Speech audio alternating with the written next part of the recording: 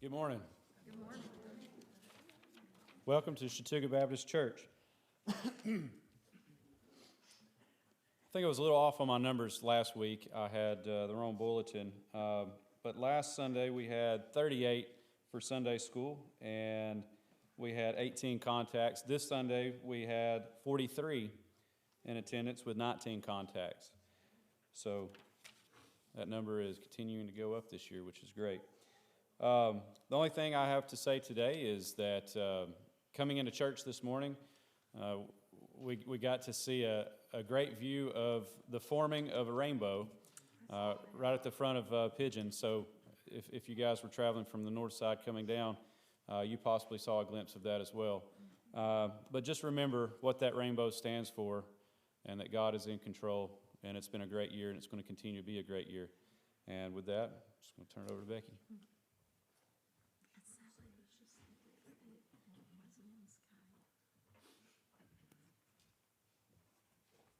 Okay, birthdays this week. Got Chris, he's not here. Michael McCarty, he's not here. Babs is here. Getting old. Babs is celebrating her 50th birthday, so, yeah. Happy birthday to Babs. Anybody else got birthdays this week? Nobody? Okay, let's sing to Miss Babs. Happy birthday to you. Happy birthday to you. Happy birthday, God bless you. Happy birthday to you. We love Miss Babs. Okay, we're going to do the choir a little different. As you can tell, I can't sing very well, so we're going to do just all our songs out of the Red Book. So if you want to help us, 377 is going to be the first one. He keeps me singing. It's not. It's in there, but it's not right. It's the anniversary. It's not our anniversary. It's not up there. It's not. It's not. It's not. There's in my heart a melody. Jesus whispers sweet and low. Fear not, I am with thee. Peace be still. In our lives like ebb and flow. Jesus, Jesus, Jesus, sweetest name I know, fills my every longing, keeps me singing as I go. All my life was wrecked by sin and strife, discord filled my heart with pain. Jesus swept across the broken strings, stirred the strumming chords again. Jesus, Jesus, Jesus, sweetest name I know, fills my every longing, keeps me singing as I go. On the last. Soon he's coming back to welcome me, far beyond the starry skies. I shall wing my flight to worlds unknown. I shall reign with him on high. Jesus, Jesus, Jesus, sweetest name I know, fills my every longing, keeps me singing as I go. 145. Now let's go to 145. Leaning on the everlasting arms. And I know I did miss the anniversaries. I don't know. I'm like a la-la. But Crystal said that Mine's not till next Sunday, so I'm good. you're good. Okay, so we've got a week to work on Crystal's. Anybody else have anniversary this week? Nobody? Okay. Well, we'll sing to Crystal and Dale next Sunday. 145.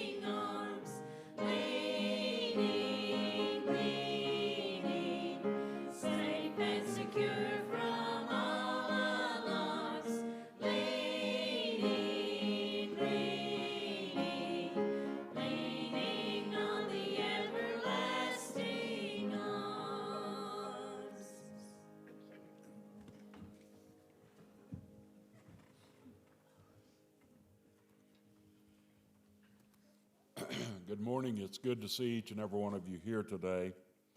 And I truly mean that. There's a lot of sickness going around. You either have got COVID, or you've got strep, or you've got the flu, or you've got a cold. Probably 60% of us that are here this morning really need to be at home in the bed. But we made it out today, and so we thank you for coming. And we knew that this would happen. You can't go from 20 below zero one week to 60 and above the next week and it not affect you somehow. But just a little more time, we'll get everybody get over it, and before you know it, it'll be spring, and we'll forget all about this and move right on with life. So just encourage those that you, as you look around and see them not here today, let them know that you miss them. Be praying for them. As we said, a whole lot of sickness, more probably than we've seen in quite some time, all at one time. So let's be praying for all those who need the Lord's touch this morning. We also want to remind you of some of the announcements. For the month of February, we are, for the 6th year in a row, we are collecting for the St. Jude's Children's Hospital, and we take up, that offering the whole month of February, and then we do send that offering to them, and we know that I'm sure they need it, and so thankful for it, and certainly, if you don't want to give, we'll see if we can get one of those commercials they put on TV about it. I can't watch them things, it's too much. So if you don't want to give, we'll get one of those commercials and see what we can get out of you. But anyway, remember that next month, the month of February. Also, we are collecting and putting together a sunshine basket for Sir Charles, and all the sizes and so forth are listed in the bulletin, and you probably better hurry and buy those things, get them together and give them before he outgrows that. So if you want to move ahead a size, that might be a good thing. Nothing any worse than having a whole bunch of one size stuff and they grow out of it so quick that you don't even get to cut the tags off of it. So, all right. Also, Wednesday evening, our Bible study and our children activity here at the church. Let me encourage you to come and be a part of the Bible study on Wednesday night. If you missed the past Wednesday night, you missed, I don't know what you missed. Becky said you were so confusing tonight, I don't know what you were even talking about. I thought I was doing good, but evidently it was a comedy show at my expense. But the show really began before we even got to the fellowship hall. And if you want to hear the full story, you'll have to get George to tell it. But the only thing I can remember he said is, "Where are you going?"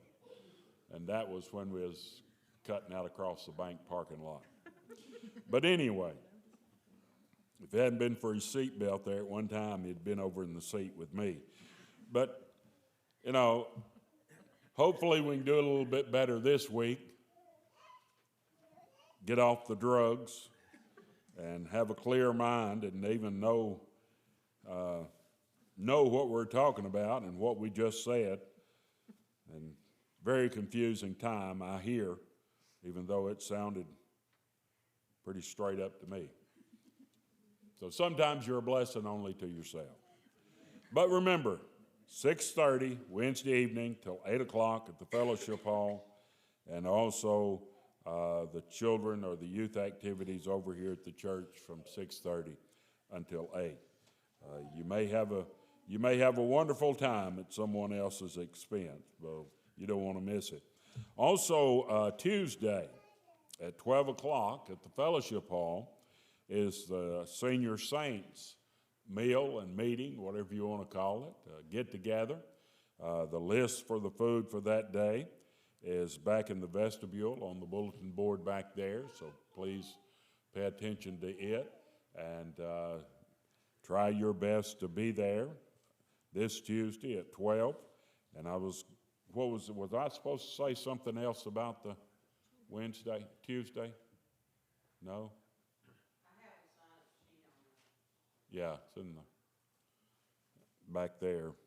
Maybe it was something else. But anyway, today, of course, being the last Sunday of the month, every last Sunday of the month is Family Worship Day, and we have no children's church.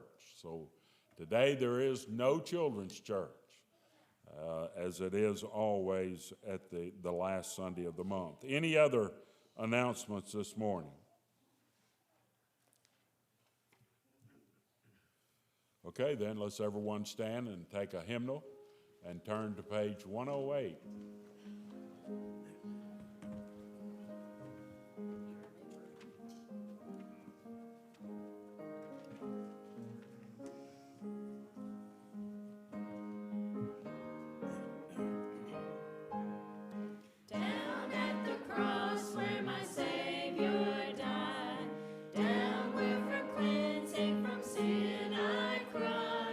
There to my heart was the blood applied.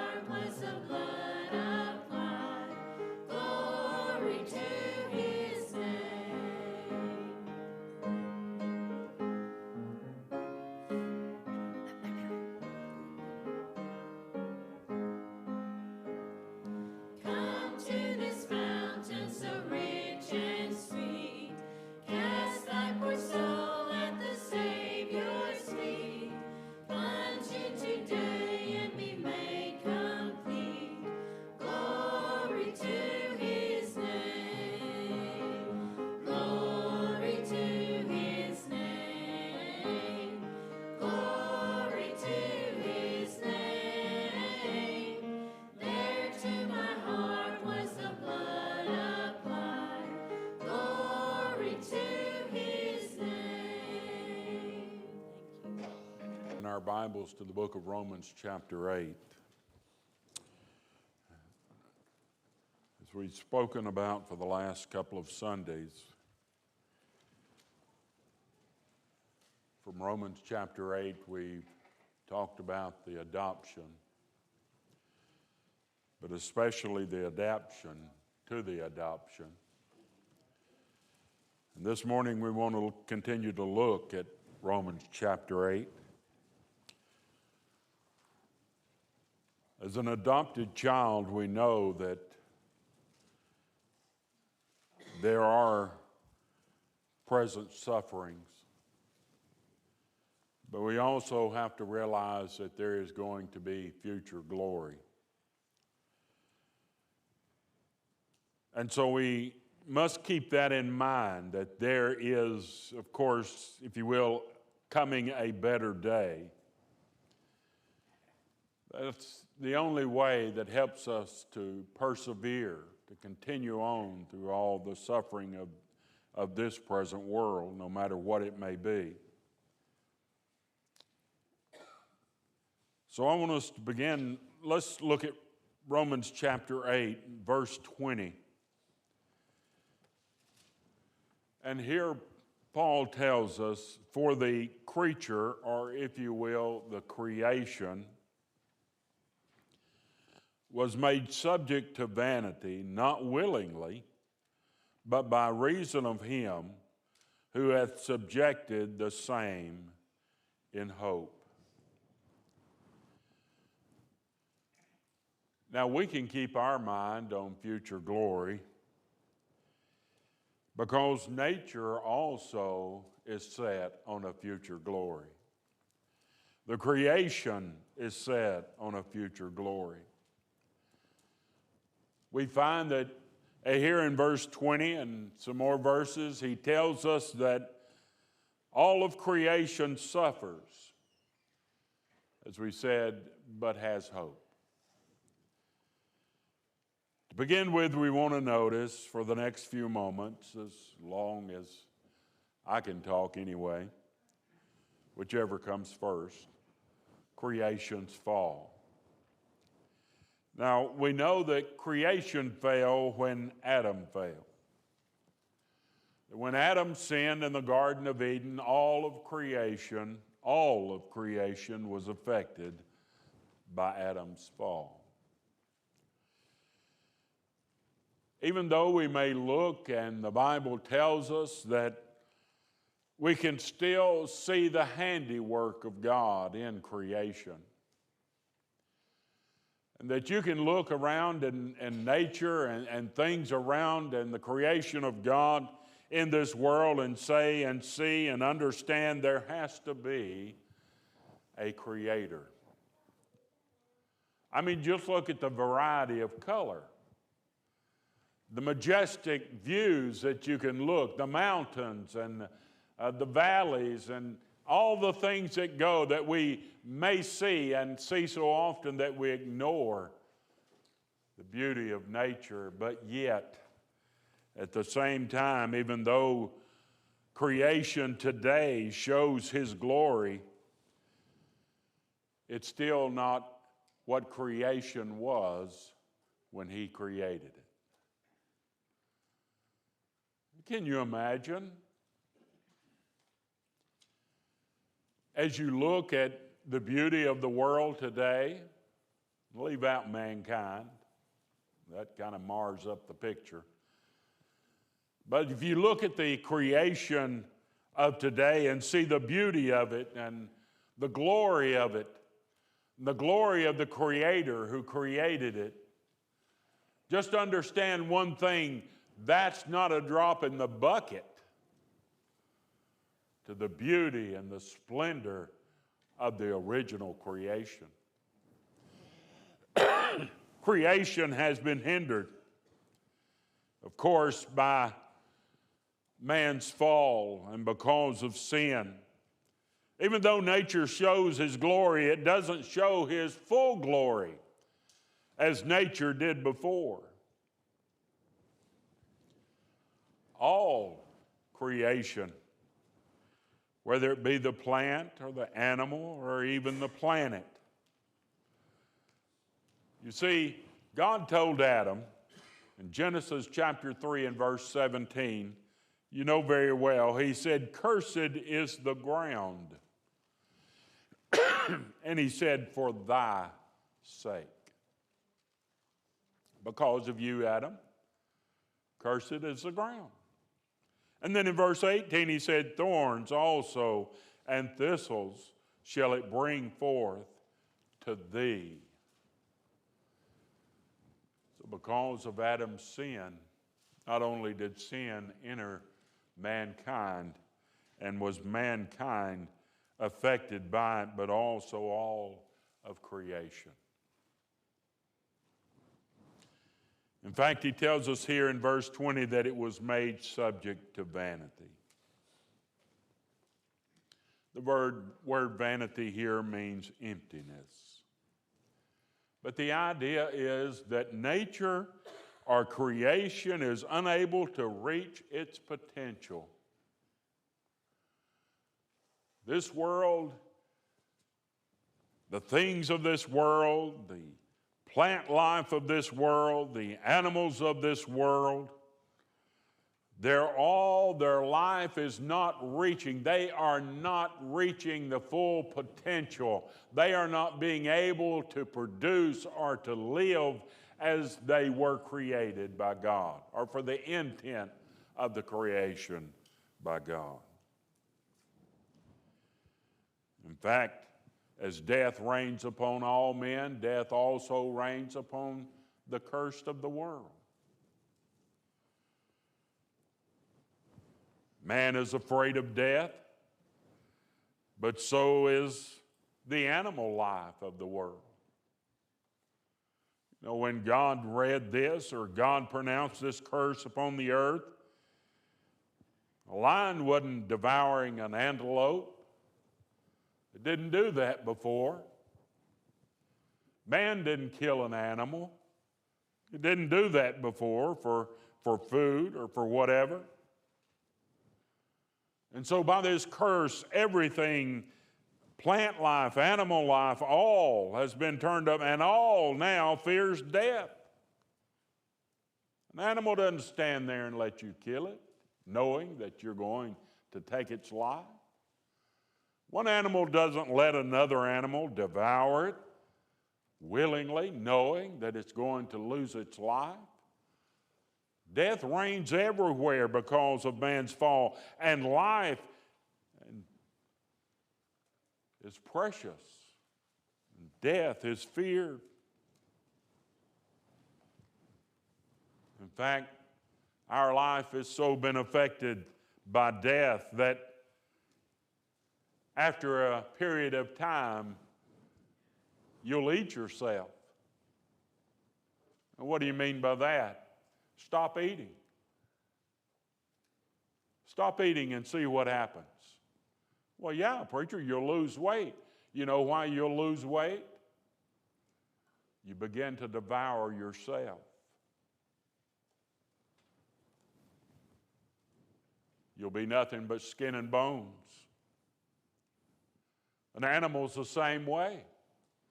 You take an animal and cage it and don't give it anything to eat, no matter how fat it may be, over a period of time you'll go back and it'll be nothing but skin and bones. Why? It's living, it's devouring, it's killing itself. I don't know that much about plant life, but I'm sure basically it would be the same. If it doesn't get what it needs, it will devour itself and die.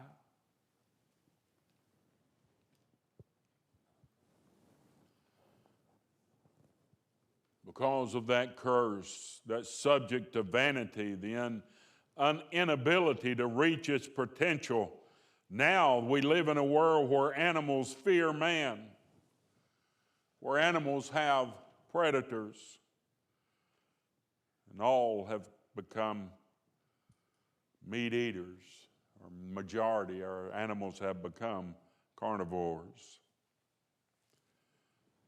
You see, nothing is like it was in the beginning. Nothing is like when it was created. Because it was created in perfection. When God looked upon his creation day after day and said, "It is good," he was saying it is perfect. Nothing needs to be improved, whether it be the color or the habitat or the abundance. Nothing in our world today is like it was created. He said not only was it made subject to vanity, but he said it was made subject to vanity not willing. It's not nature's choice to be in the condition that it's in. It wasn't his hope. You know, they say the world is devouring itself. Time, the sun is devouring itself. This world or this universe only has so many millions or billions more years before the sun will burn out. That's the way everything is going, isn't it? Everything is disappearing over time. But it's not their choice. It's all because of Adam's sin. Sin has affected even nature, not willing that they be changed, that they won't. Nature would declare that it wants to live to the potential that it has been created, but it can't. But he says in the latter part of verse 20, but nature has hope. Creation has hope. It has hope that there's coming a future time when it will return to its initial purpose.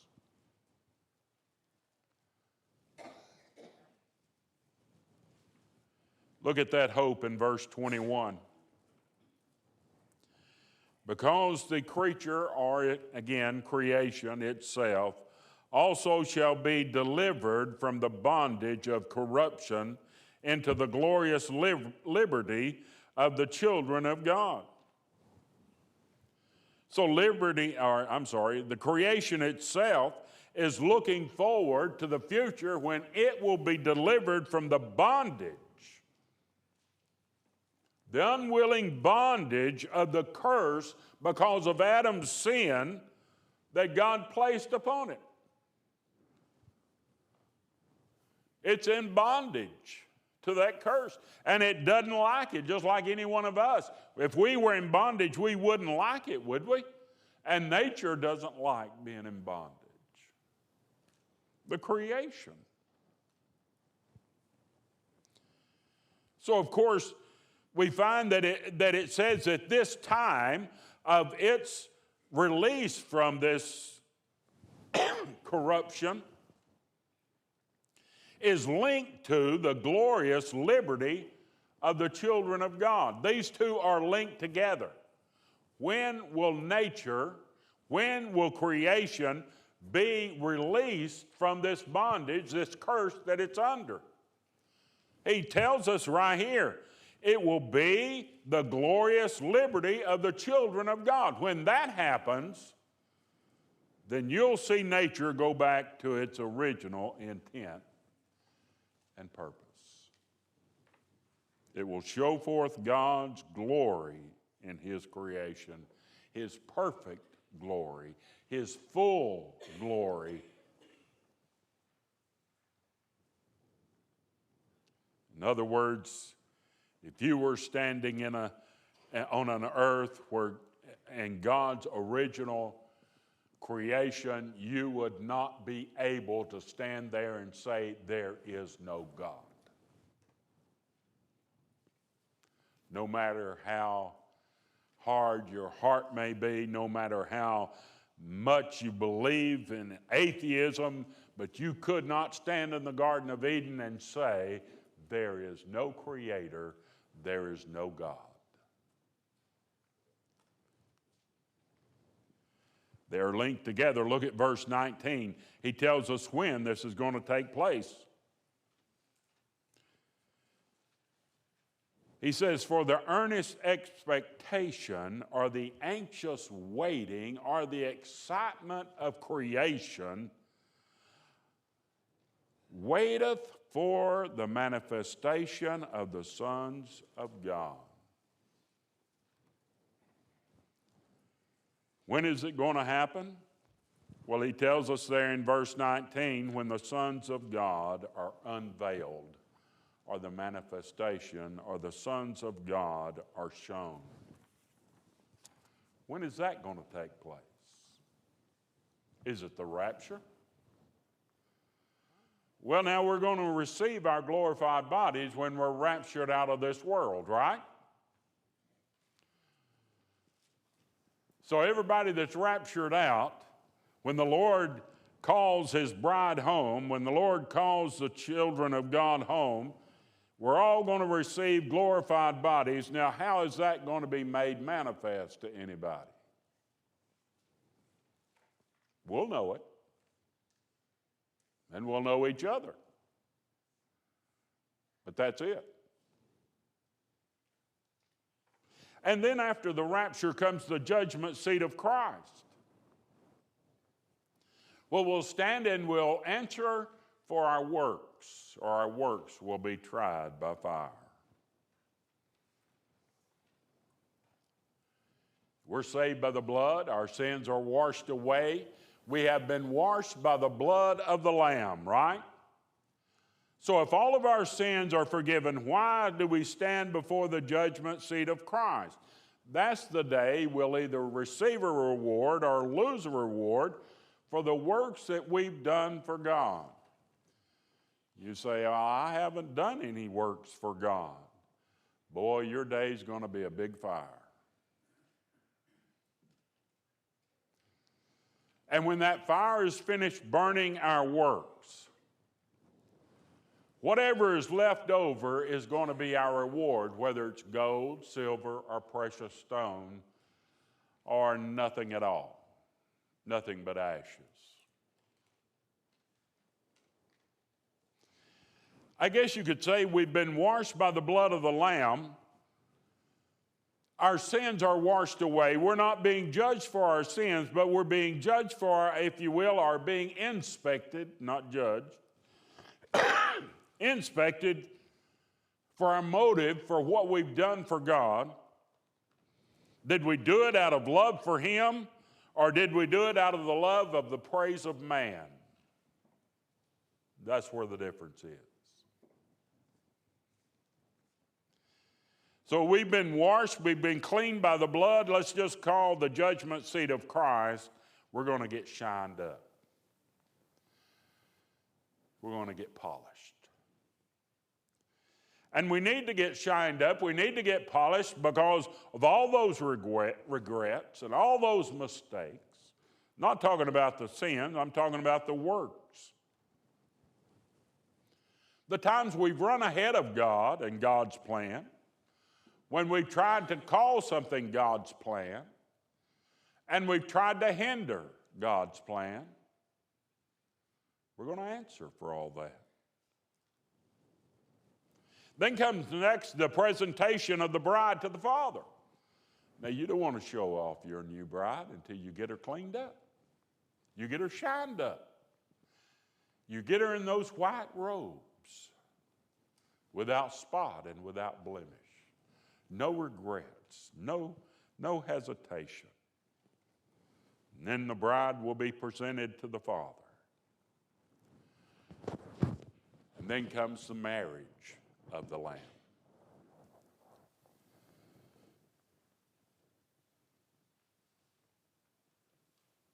And right after the marriage of the Lamb is the second coming of Jesus Christ. Now, all of this I know we went over on Bible study, the Bible doctrines for the last 2 years.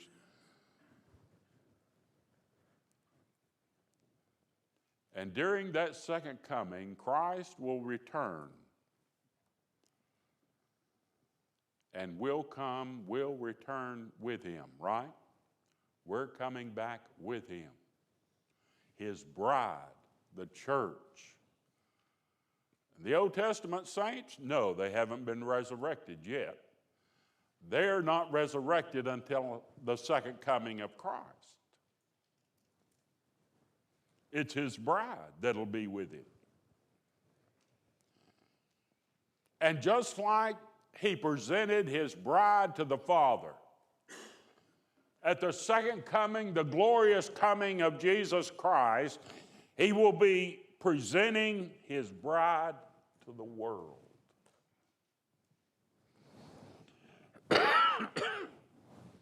Or if you will, he will be manifesting his bride to the world. He will be unveiling his bride to the world. When he comes back the second time, this world is going to be surprised. When he splits that eastern sky and he returns in all of his glory, and this world sees who he really is, the shock.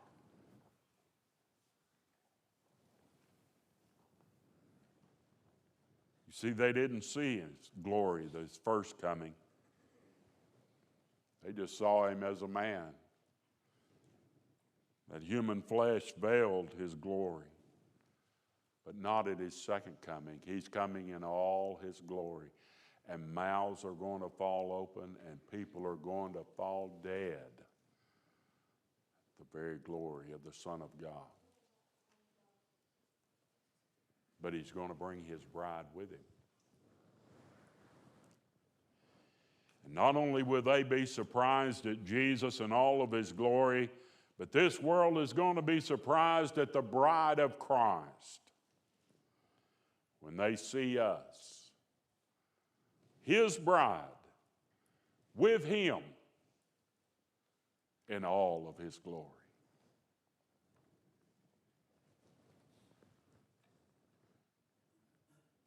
They didn't see us that way here and now. They see us as the kooks of this world, the Jesus freaks, the hindrance, the problem. But that day when we come back with him and we are robed in his righteousness and in his glory and in glorified bodies, they'll understand Jesus is the Son of God. And that bunch of holy rollers hit the nail on the head. And then, of course, cutting out some things, but then will begin the millennial reign of Christ, that 1,000-year reign of Christ, which is depicted as being the wedding feast, the marriage supper of the Lamb. And then nature will be restored till its original glory. You read about the millennial, the lion will lay down with the lamb.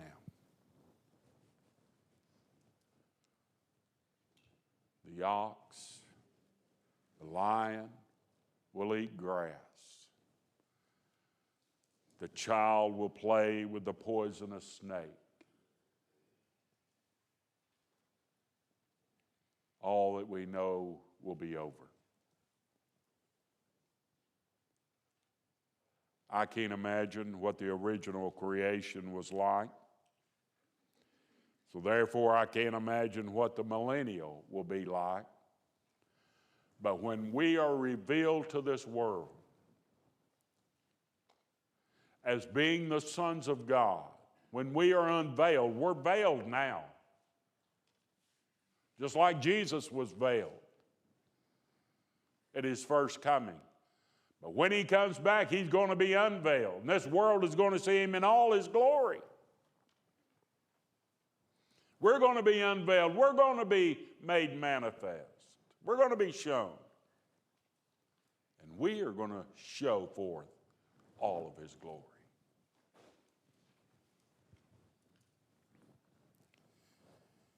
He's coming back to defend Israel, his second coming, the Battle of Armageddon and all of that. But you know what? He's coming back as a bridegroom too. He's coming back to defend his bride and to clear up all the garbage. You know, we're not going to have to live in this present world. Jesus is going to get rid of the ungodly. The devil has got to go. His demons have got to go. And their crowd has got to go. All will be cast, if you will, into hell. The devil for just a short period.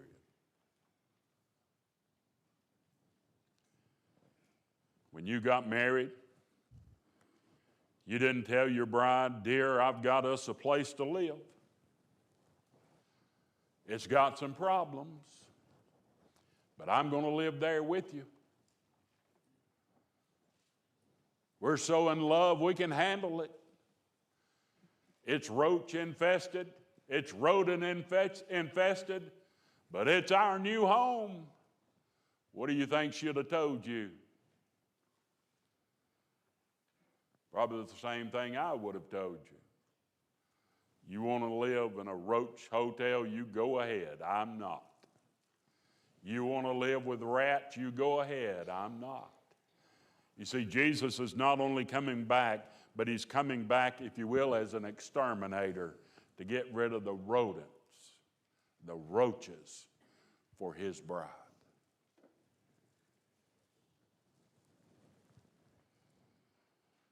And nature will return to its glory during the millennial. Look at verse 22. For we know that the whole creation groaneth and travaileth in pain together until now. The whole creation groans. The groans means continually. It doesn't just groan every once in a while, but all of creation groans.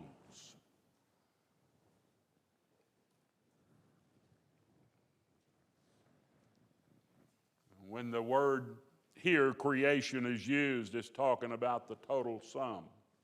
All creation. Everything that God created. Well, God created everything. Absolutely. Whether it's animate objects or inanimate. In other words, whether it has life or it doesn't have life. A rock is groaning to be returned back to its full potential, the reason that it was created. He says that it travails in pain. That's birth pains. Any of you ladies that have had a baby, you know what birth pains are.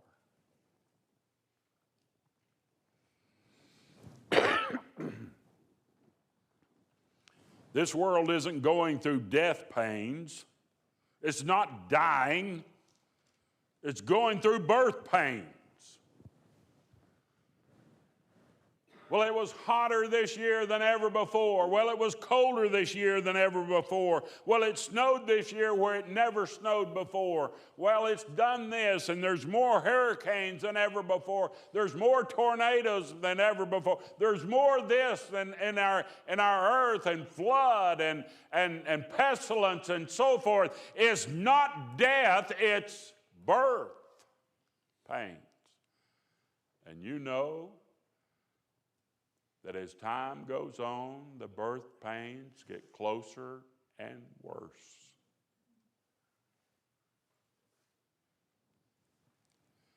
I'm not saying that man hasn't harmed or hurt this planet, no doubt.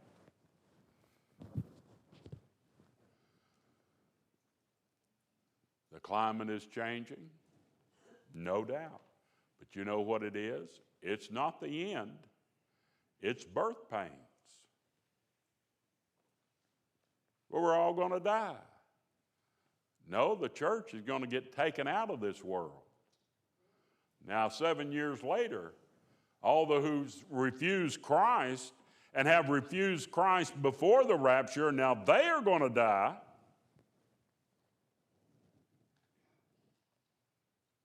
What I'm saying is, don't worry about this earth ceasing to be.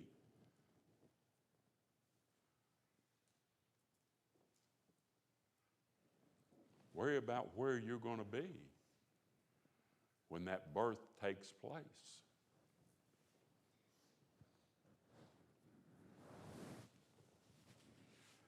Creation groans and travaileth in pain.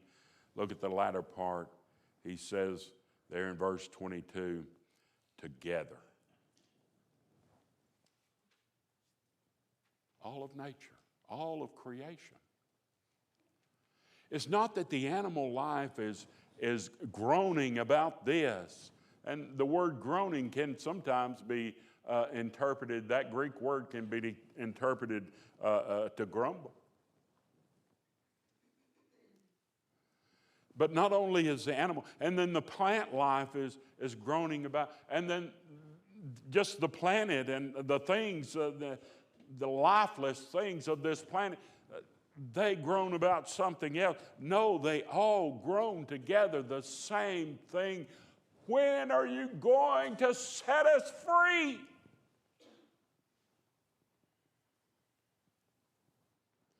When are you going to manifest the sons of God so that we can be set free from the bondage that Adam's sin has put us under? And it's a continual crying out to God, all at the same time. Set us free. The word groaning is a deep sorrow.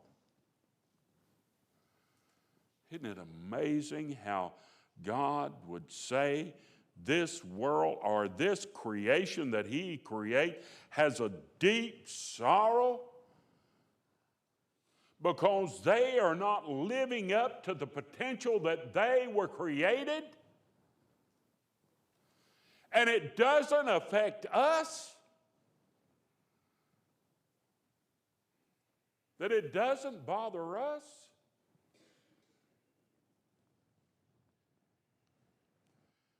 All because of the bondage of Adam's sin. Of course, in all of this creation that we're talking about non-human creation. This lost world is not groaning for God to set it free. Also, it's not talking about the angels in heaven, even though they are created. And it's also not talking about Satan and the fallen angels, those that followed him. They don't want to be regenerated.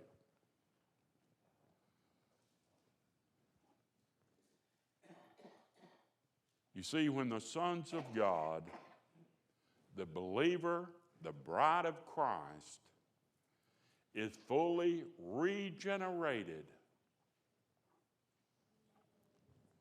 then nature or creation knows that it's next.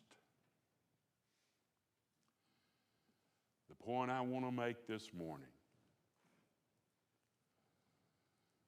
if nature knows it and knows that it's going to take place, how can you ignore it?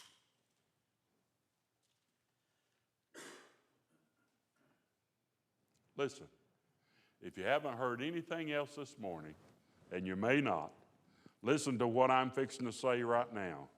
Please, don't be dumber than a rock.